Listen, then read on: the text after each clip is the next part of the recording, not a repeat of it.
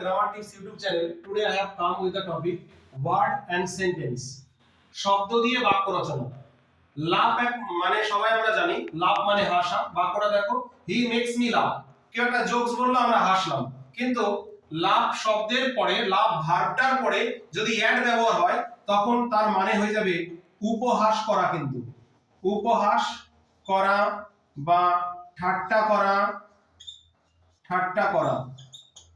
He loves at me, সে আমাকে উপহাস করলো। অর্থাৎ উপহাস করা, নেগলেক্ট করা, অবহেলা করা। এটার লাভ এট মানে কি হয়?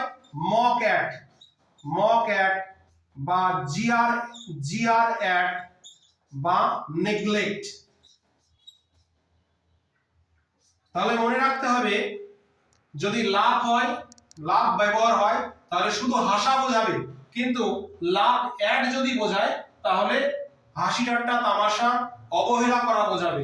হি লাভস এট মি, সে আমাকে উপহাস করলো, আমাকে ছোট করে দিল, আমাকে নেগলেক্ট করলো, এই অর্থে কিন্তু লাভ অ্যাড ব্যবহৃত হয়। তাহলে আশা করি লাভ এবং লাভ অ্যাড এর ডিফারেন্সটা বোঝা গিয়েছে।